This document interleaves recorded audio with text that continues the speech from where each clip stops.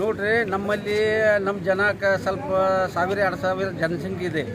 ಆ ಜನಸಂಖ್ಯೆಯಲ್ಲಿ ನಮ್ಮಲ್ಲಿ ಒಂದು 200-300 ಜನಸಂಖ್ಯೆ ನಮ್ಗೆ ಕಡಿಮೆ ಆತಂದ್ರೆ, ನಮ್ಮ ಹಿಂದೂ ಧರ್ಮಕ್ಕೆ ಕಡಿಮೆ ಆತಂದ್ರೆ ನಾವು ಮುಂದೆ ಎಲ್ಲಿ ಹೋಗ್ಬೇಕು? ಅವ್ರ ಧರ್ಮ ಅವ್ರು ಬೆಳೆಸ್ಕೊಂಡು ಹೊಂಟಾರ.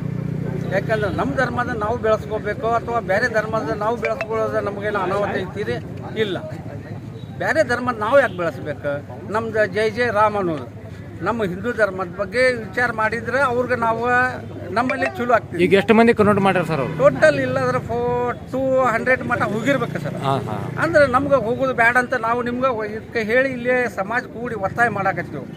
ದಯವಿಟ್ಟು ಡಿ ಸಿ ಸಾಹೇಬ್ರ ನಮ್ಮ ಕಡೆ. ನಿಮ್ದು ಯಾವ ಸಮಾಜ ಸರ್? ನಮ್ಮ ಡೌರಿ ಸಮಾಜ, ಹಿಂದೂ ನಮ್ಮ ಸಮಾಜ. ನಮ್ಗೆ ಡೌರಿ ಅಂತಾರೆ. ಮಸಲ್ಗಾರ ಓಣಿ, ಸರಸ್ವತ್ಪುರ, ಧಾರವಾಡ, ಮರಾಠ.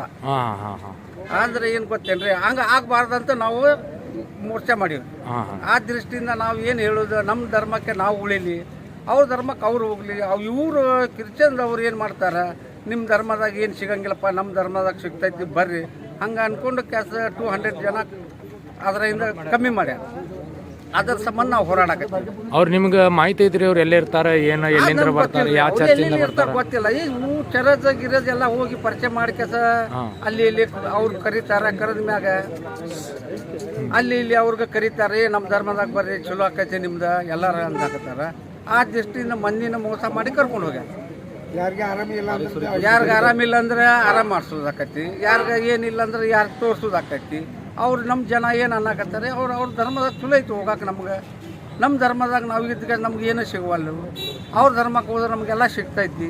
ಆ ದೃಷ್ಟಿ ಅಂದ್ಕೊಂಡು 200 ಜನ ನಮ್ಮ ಧರ್ಮದಿಂದ ಸ್ವಲ್ಪ ಹೊರಗೆ ಹೋಗಿದ್ದಾರೆ.